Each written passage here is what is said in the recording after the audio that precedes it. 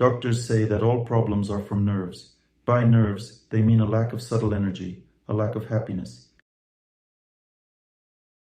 The nerves themselves have nothing to do with it.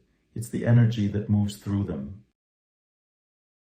Subtle energy channels are connected to the psyche itself, which also needs to be filled with energy.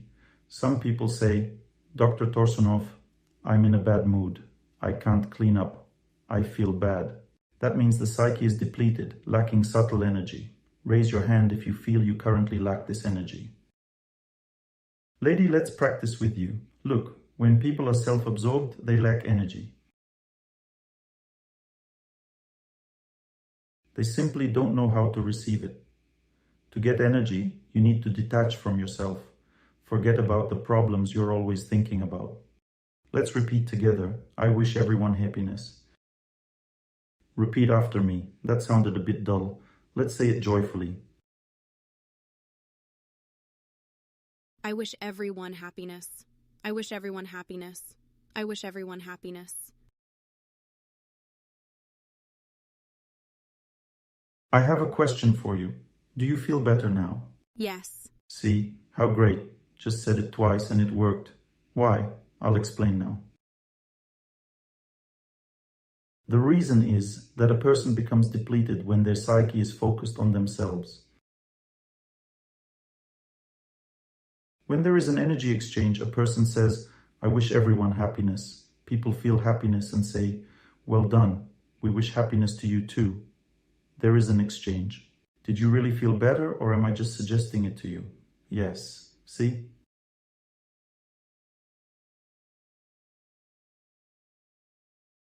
She's earned a sweet treat. They'll bring you a sweet treat soon, and you'll feel great. Good people will bring it.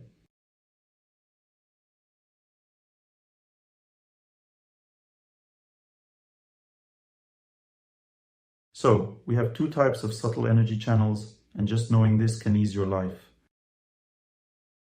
The subtle energy channels connected to the psyche have three central channels.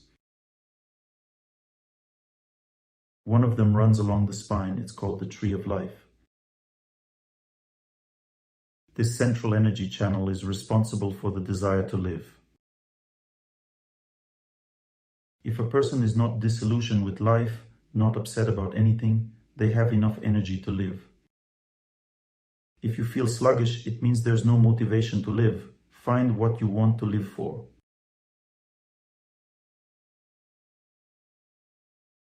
Maybe you want to live to plant flowers in your garden, or to do something useful for someone. If you have no motivation, energy doesn't enter the body and you feel lethargic. Isn't it cool to know this? There's a central energy channel called Sushumna, which is responsible for the desire to live. If a person has an incorrect desire to live, this channel becomes tense. Suppose someone thinks they should live to accumulate more money. That's incorrect thinking, and the central channel is tense because the person is always stressed.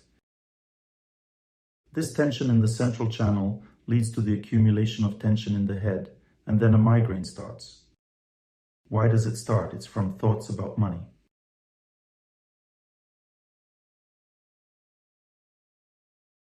I don't think about money. But the energy of tension is there. Where does it come from? I'll think about it. I've already told you. It's not for nothing that I look at people during the lecture. I know why I'm doing this, so as not to waste time, because I can't talk to everyone.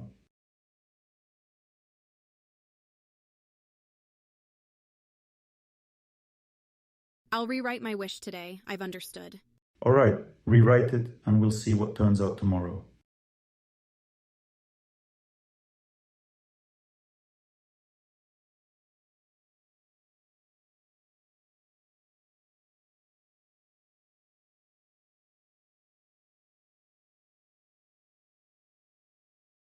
So, on the left and right, there are two very important subtle energy channels. One of them is responsible for a person's love, their relationships, kindness, tenderness, happiness. This subtle energy channel has a feminine nature. In women, It is 3 times more active than in men. It is located on the left side. This channel is called Ida. On the right, there is another subtle energy channel, which is responsible for resolve, willpower, courage, patience, self-control, concentration. This channel has a masculine nature.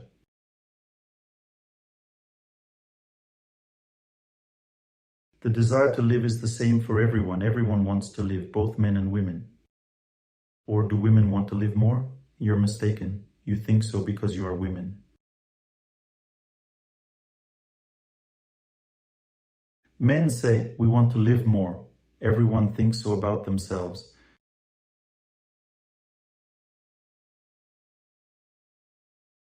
Everyone has the same desire to live. Nobody wants to die. On the left is the energy associated with love. On the right, with will and resolve. In men, it is 3 times stronger than in women. The desire for victory, resolve, overcoming difficulties, asceticism practice. In women, love, relationships, harmony, happiness are stronger. Where does this come from? Where do these 3 energies come from? A person also has a third body. There's the subtle energy body, the physical body, and the spiritual body. There is a soul. It resides in the heart area. It's small, like a spark. The energy that permeates the whole body. The desire to live, to love, to overcome difficulties. These 3 desires of the soul are manifested in 3 subtle energy channels. These channels are the most important in our body. They carry the most load. The desire to live is the same for everyone. I repeat once more. When the soul, besides wanting to live, wants tenderness, harmony, relationships, love, happiness, most of all in life, it receives a female body.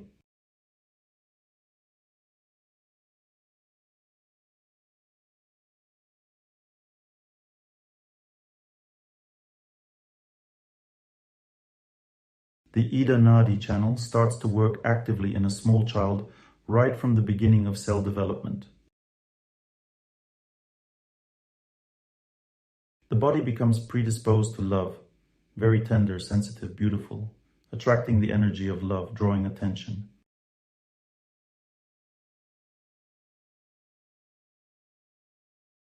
A woman thinks, why doesn't anyone look at me? Don't I have love? Of course she does. She worries about this because she was born for this. She dresses beautifully so that everyone looks, so that there is love, so that the energy of love flows, so that there is an energy exchange. A woman gives love to everyone.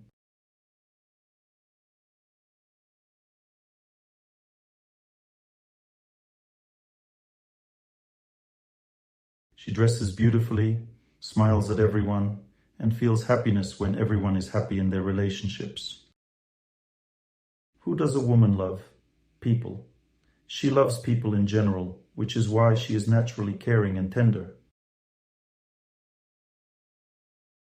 She likes people, that's why people come out from her. She likes people, and as a reward, she gets a child. If she doesn't like people, she won't have any children. You should know this. Make conclusions.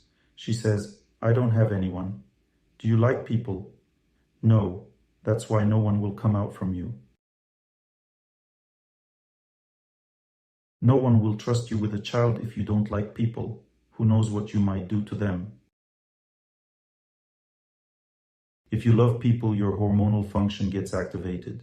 The Ida Nadi subtle energy channel activates hormonal functions in a female body if a woman helps people, loves everyone. Immediately, her hormones start functioning well, and she becomes beautiful right away. Beauty is the energy of love for people. Immediately, everyone starts looking at her. She begins to appeal to everyone. Not because she visualizes a husband for herself. Often in modern psychology, women visualize a husband for themselves.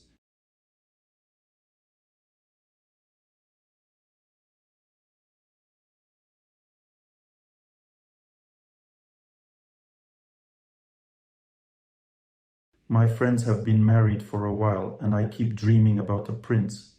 I saw him in a movie, but in real life I don't know how to find him. How to find someone who doesn't drink, doesn't smoke, and always gives flowers. She visualizes. It's a futile endeavor. Because a husband isn't given to those who visualize, but to those who do something for people. It's not like she is visualizing and he suddenly appears out of the blue. That doesn't really happen. But as soon as she starts caring for everyone, loving everyone, suddenly someone appears.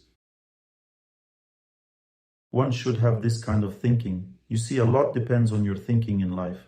If you have an incorrect understanding of things, nothing works out.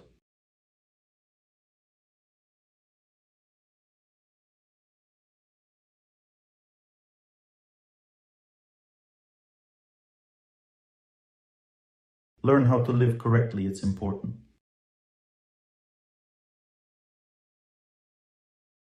So, in the subtle energy body, besides the subtle energy channels, there are three main components. The first component is the framework itself, in which we live, the subtle energy body itself, called manas in Sanskrit, or mind. The mind is not only what we think with, where our mood resides. They say, woe from the mind, meaning from thoughts. Thoughts are the mind. Mood is the mind. A person's desires are the mind. Fate also resides there. Fate is located in the area of the heart. It's like a subtle energy sphere where the tiny soul resides. And it looks through this subtle energy sphere at the world. If there's a bad period in life, then inside this sphere, the water is murky. The energy of happiness resides in this sphere, and it can be murky, it lacks purity. And the soul sees everything is bad. Everything in my life has dimmed, so a bad period is underway. If it's a good period, the water inside this sphere cleanses. The energy of happiness purifies. A person thinks life is wonderful. One looks, they feel better.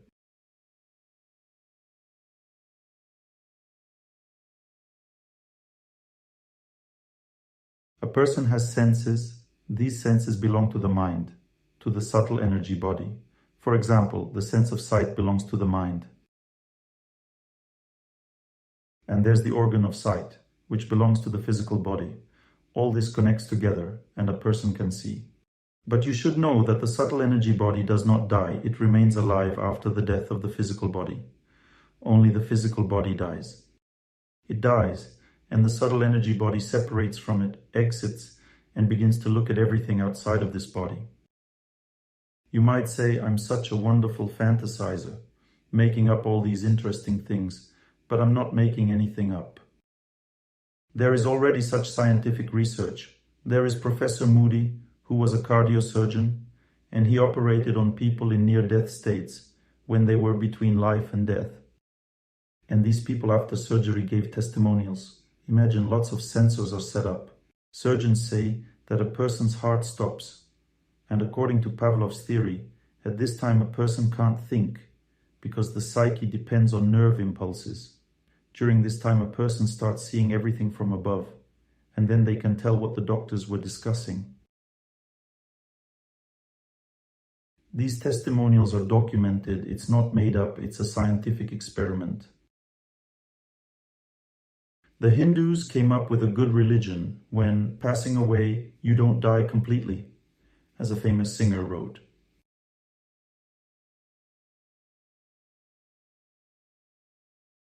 In other words, a person can see without eyes. This is called the sense of sight. Exactly this term is used, not the organ of sight, but the sense of sight. The sense of sight lives on after a person's death. A person can see and hear, but they can't tell anyone because there are active organs and there are receptive ones. For instance, the tongue is an active organ. A person can't talk because they no longer have a tongue, they've passed away, but they can still see and perceive everything. All these senses belong to the mind and gather happiness. A person looks where happiness is. Where it's bad, they don't look there, they don't like it. If there is happiness, they look, they like it, they gather it. A person seeks happiness in this world in order to live. Happiness is needed for the psyche, for relationships between us. You'll say, Dr. Torsunov, there's no happiness in our relationships. That means the energy of happiness between you has run out. You say, somehow I don't feel happiness in these relationships. You know everything, nothing needs to be explained. Such is life. We feel it all. It's our life.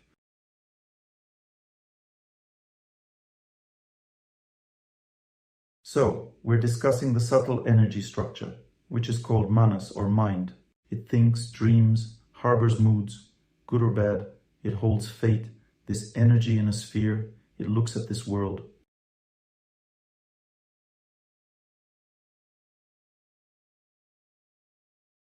But there's another subtle energy structure which allows the mind to overcome fate.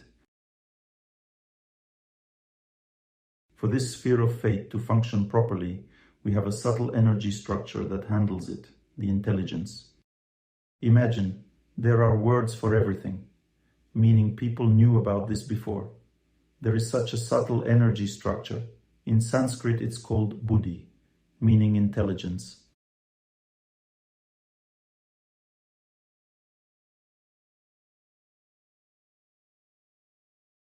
So, intelligence is designed to seek happiness.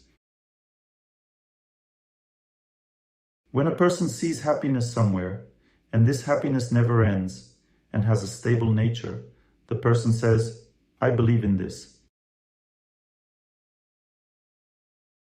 Faith is the function of intelligence meant to concentrate on very deep aspects of happiness. There are types of happiness that bind a person's whole life, and faith in them saves lives.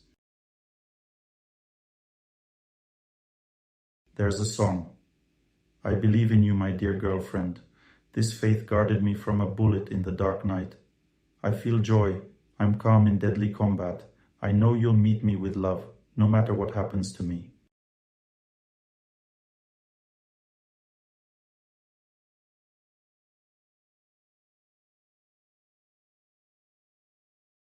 Death is not frightening. I've seen it often in the plains. Now it circles above me. You wait for me and you don't sleep at the child's crib. And therefore I know nothing bad will happen to me.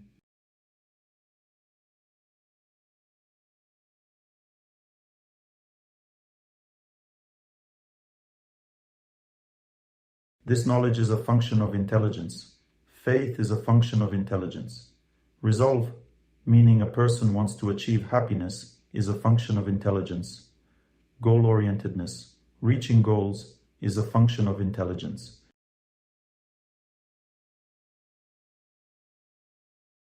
Doubts are a function of intelligence. When intelligence loses focus, not understanding what is right, what is good, what is bad. A little son came to his father and the little one asked, what is good, what is bad? At that moment, the son's intelligence began to work. It started to activate in order to overcome fate. And the father said, if there is dirt on a little face, that is very bad for the child's delicate skin. He explains what is good and what is bad. Everyone learns this. It gives knowledge on how to achieve happiness. Suppose when there's dirt on the skin, there won't be happiness from that, the body suffers. A sick body means an unhappy body. Intelligence gives a person the ability to focus, it gives attention span.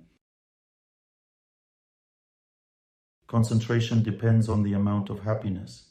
Suppose a student says, I can't study all this, I don't remember anything. If a person knows the functions of intelligence, they would say, you need to deeply understand why you need this subject. As soon as you understand why you need it, you'll start remembering. For example, if you realize that you love a girl, but don't know where she lives, and your friend tells you where she lives, your memory function is working. You love her and you need to remember the address. It's awkward to ask a second time. Have you experienced this? Why did I focus so intensely to remember? Because I'm in love, I am motivated, meaning I feel happiness from this object. If you feel happiness from the subject you are studying, you immediately remember it. But if it doesn't bring you happiness, you can't recall. That's all. It's very simple. It's about motivation. What is willpower? If you know that happiness comes from it, you will definitely do it. That's how intelligence works. Therefore, one should learn how to live correctly. A person says, I can't quit smoking, but you just don't know why you need to. A person says, I read about it. It's harmful to the health. So what? That's not deep knowledge, even if it scares you. Today, I was in a car with the chief physician who told me that statistically, the main cause of lung cancer for men is smoking.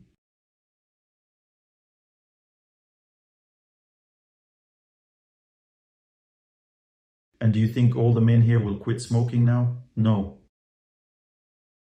Because when they smoke, they reduce tension within themselves. There are two types of tension. There's mental tension or the desire for happiness. And there's physical tension or fatigue. It feels heavy. When a person is physically tired, they smoke. And when mentally tired and lacking happiness, they drink. In other words, people engage in bad habits because they lack the ability to set themselves up correctly. That means they lack the intelligence to procure happiness. They don't know how to be happy without these substances. But if they learn, they can easily get rid of the bad habit. That means a person has enough energy of happiness, they don't need to drink. Someone asked me, do you drink on your birthday? And I say, why drink? He says, what do you mean why? For happiness. I say, we have plenty of happiness already without drinking. He says, really? I say, really? Everyone is happy, dancing, singing at the birthday party, so there's no desire to drink. They drink at gatherings like a birthday party, but they have a feeling they're lacking happiness, so they drink to obtain happiness.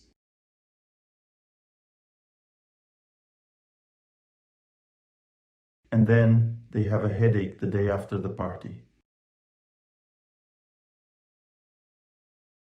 The happiness from alcohol is only temporary, and after the birthday, if you didn't drink, you still have happiness in the morning, and there are good memories. Of course, there are memories after drinking alcohol, like crawling under the table, vomiting, and brawling with each other. An interesting life, quite the adventure. But for some people, it's not really great happiness to beat up a friend in a drunken haze.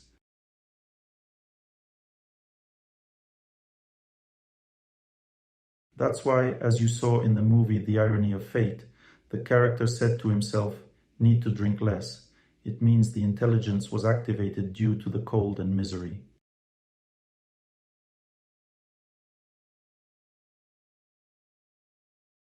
Intelligence is designed to overcome fate. It really cleans that sphere. It cleanses it. It makes it pure. If a person is going through a bad period, suffering from bad fate, feeling bad and burdened, then the intelligence can clear all that. You just need to know how. Then you'll have a tool to overcome fate. We're going to talk about this today, tomorrow, the day after. There are 3 subtle energy structures in a person. The first is the framework. The second is intelligence, which controls our life. Intelligence says, stop getting attached to a person. When you get attached, you lose yourself. They can't love you anymore. You become unhappy. They are about to leave you.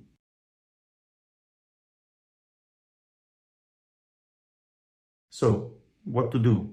Who to attach yourself to? Attach to God, to holiness, to purity, to good people, to nature. Nature is a divine energy. When a person loves nature, they overcome their fate.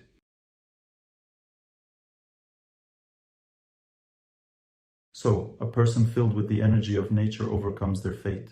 They don't break down.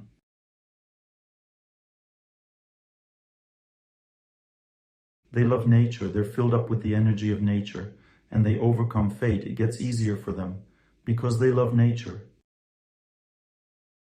Sometimes a person simply cannot love nature, they lack the strength, and then it doesn't get easier for them. There's a song, "How I thirst to forget betrayal and love amidst the gloomy plains. But memory, my cruel master, revives all of the past anew." Coachman, don't rush the horses. I've no longer need to hurry nor anyone else to love. See the opposite in this song? One loves nature and one races faster, gallops on the contrary, and only the song flies. Everything works out for the person because one loves nature. One survives. So, to overcome stress, you just need to love nature, the forest. And you'll be filled with the energy of happiness. Stress signifies depletion, no strength to live. When you get filled up, everything becomes fine. But if you don't love nature, your love for nature has atrophied, you don't understand that this energy saves you in life, then it won't work out. The next energy structure, besides intelligence. So what does intelligence do?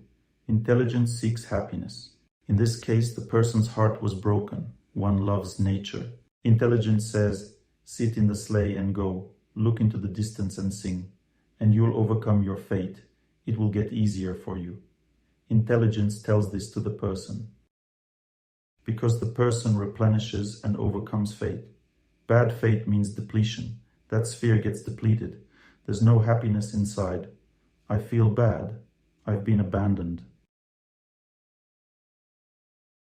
But the person takes heart because they love nature. Love saves a person.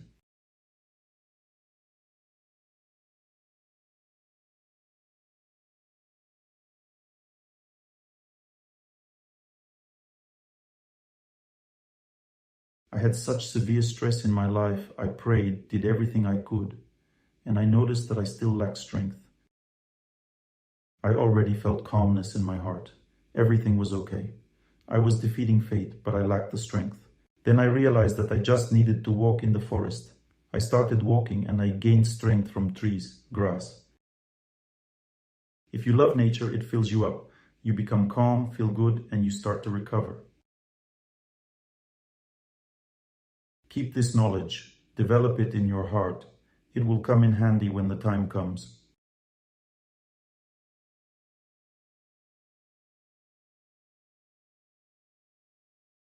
The next important function that we are about to discuss.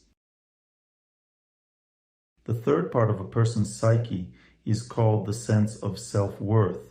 It's an energy structure that surrounds the sphere of fate. And when it surrounds this structure, the sphere of fate, it means that you have accepted your fate. This means that the sense of self-worth is in its place. So Jesus Christ took up his cross, accepted his fate, and bore it.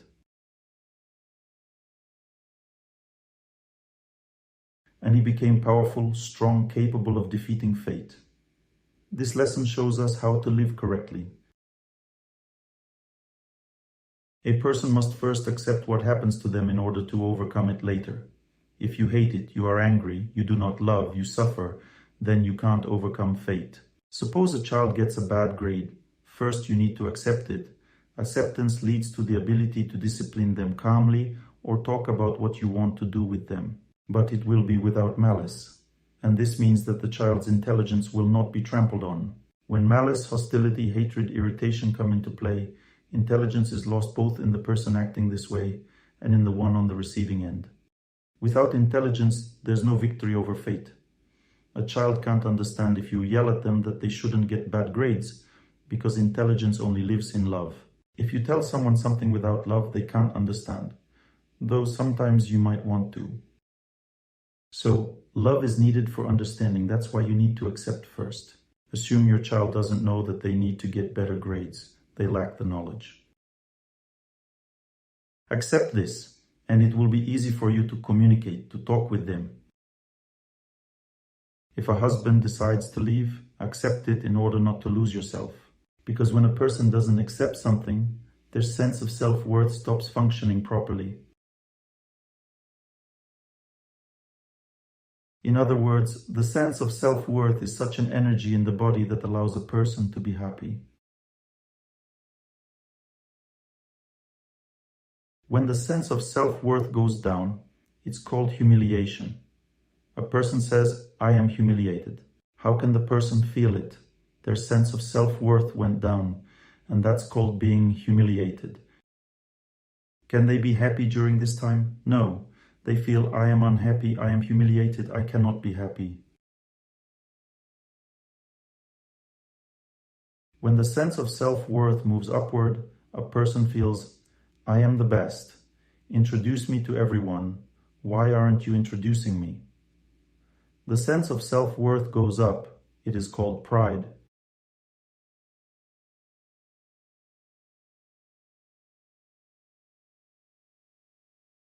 In this case, can the person be happy? No. It's distasteful to look at a proud person. Contact with them is impossible. Communication is impossible.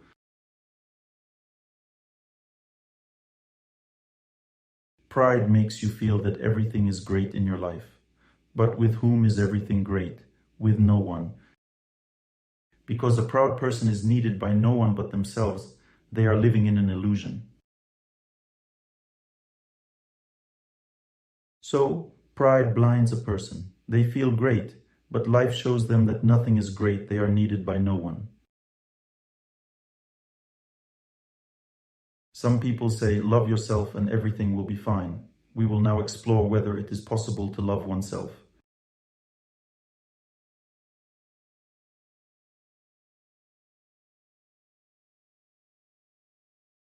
So, when the sense of self-worth moves backwards, behind the sphere of fate, it seems that's the end. There's no reason to live.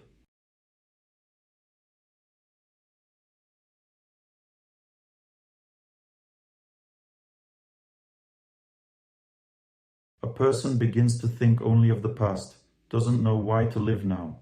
One doesn't feel the energy of nature, doesn't feel people. And why does the sense of self-worth move downward? Why does it go down? Because you want happiness from someone, and that person doesn't give you happiness. This is called attachment.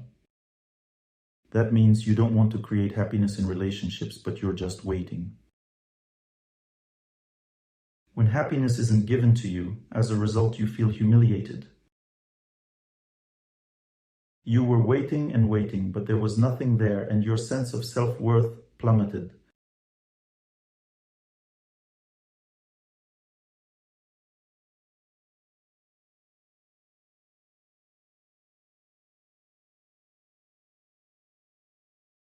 Women usually say, "I'm upset." You were waiting for the wrong thing. This is called attachment.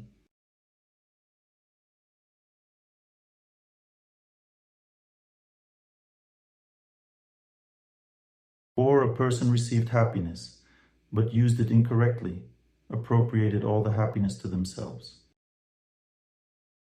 And happiness lifted their sense of self-worth up, and the person thinks, "I am actually amazing." Such a person becomes blinded. Or a person had some goal in life, not just wanting something, but striving for a goal.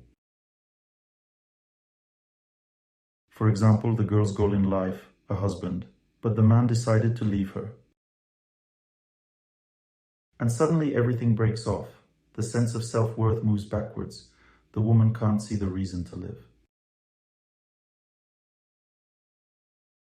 The sense of self-worth is the feeling of oneself as an individual.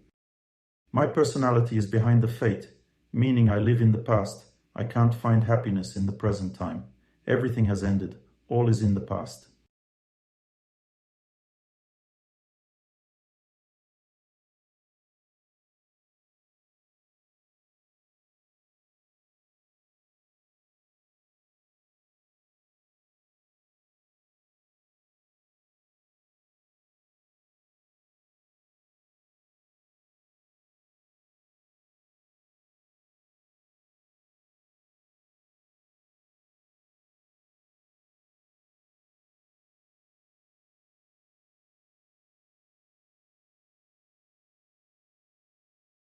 There's a song. There was a time I was cheerful, without reason, just like that. So many chairs are worn out at stations in cities.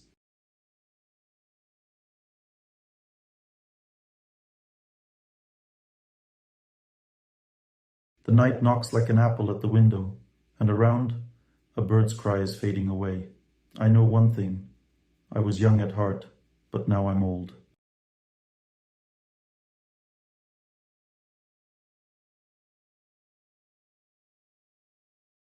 It means the person has become disillusioned with life, has aged in their spirit.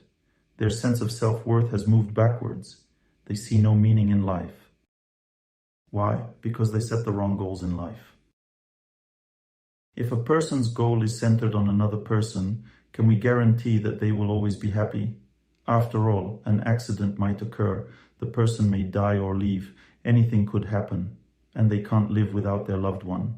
As a result, their sense of self-worth moves backwards, and they demand, bring back the person, I can't live without them, but that person is no longer there, your loved one is not there. A person can go mad, might pass away because without that goal, without a deep source of happiness, it's simply impossible to live. A person should have some focus in life. If they lived for another person, not for God, not for some higher values, but just for a person. It's right to treat a person well, to take care of them, but don't make them the ultimate goal of your life. There's a concept, love faith. Love faith means that a person believes not in God, but in a person. They've entirely entrusted their life to another person.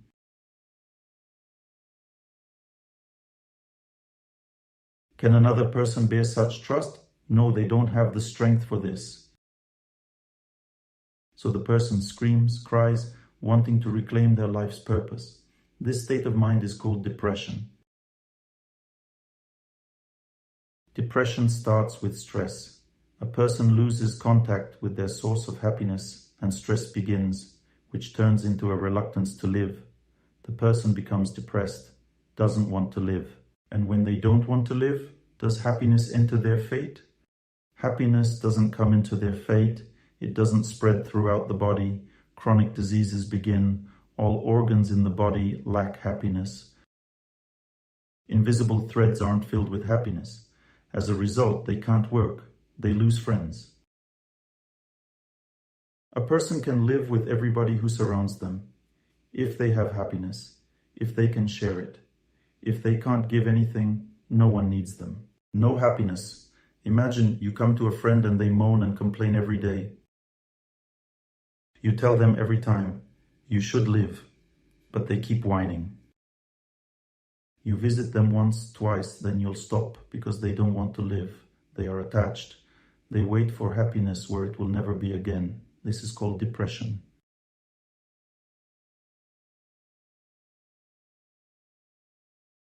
When one desperately wants happiness from another person, the other person can't handle it. Raise your hand if you've experienced this. Someone loved you so much that you had to part ways because it was unbearable. See, lots of hands. Now raise your hand if you loved deeply and your loved one left you. The same, just as many hands. Raise your hand if you never loved deeply and were never left by anyone.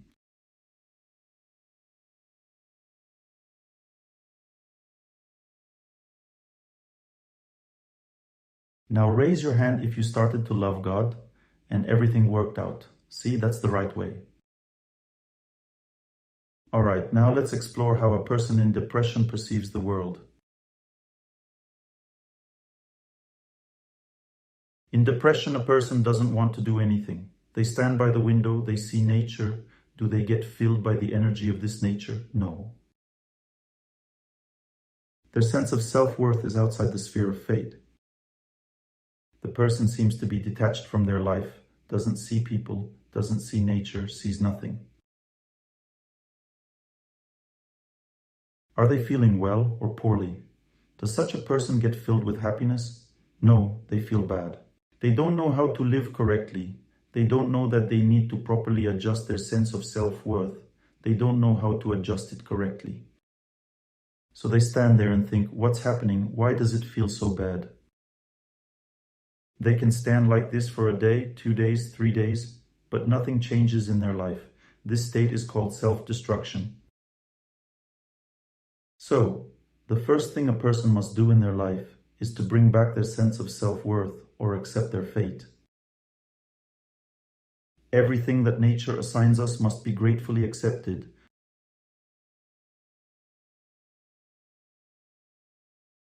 Otherwise, there's no happiness. There won't be a normal life. If you don't accept your fate, happiness won't enter within. People often think, if I accept this, it means there will be no happiness at all. No, on the contrary. If you accept it, only then will there be happiness. Accept everything you have, and it will get easier. It's a paradox. Suppose someone says to you, don't stand in line, everything is sold out. And you, phew, thanks, otherwise I would have kept standing. It's a paradox. They tell you, accept your fate, everything is sold out, no point in standing. And you suddenly feel relaxed. It becomes easier. Or they tell you, you won't get into the university. The competition is too high. Don't even try. And you suddenly calm down because you accepted your fate.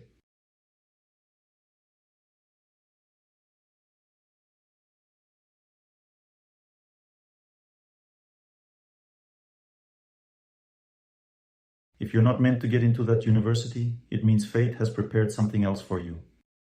But if you believe in the university instead of believing in God, then you can perish because of it. That's wrong faith. You have focused too much on just this one university. That's just incorrect thinking. The little dog that trusted its owner, who then abandoned it. The owner left it, but the dog remained loyal. What will happen to this dog next? It will die of hunger. That's called wrong faith. And when a person is in this state of incorrect faith, they can't be happy, but there is a way out. The sense of self-worth has two directions of gaining energy.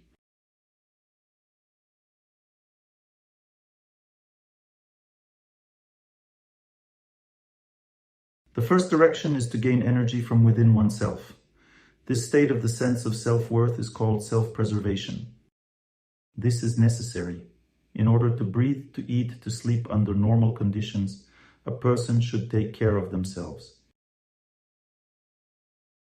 And we are constantly busy seeking happiness within ourselves, taking care of ourselves.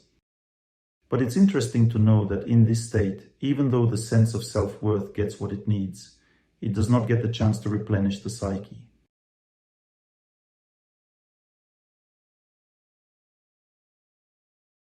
Let's say a person sees food, grabs it for themselves, and eats. So, they have filled their body with food, that's it.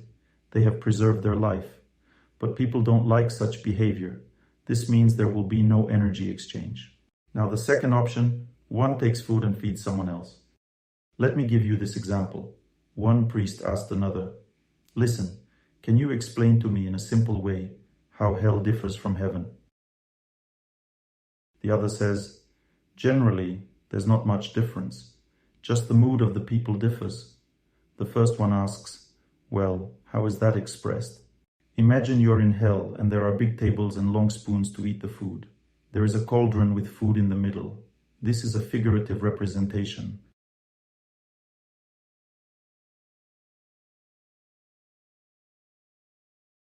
A person takes the food with a long spoon but cannot reach their mouth because it is too long, and they suffer.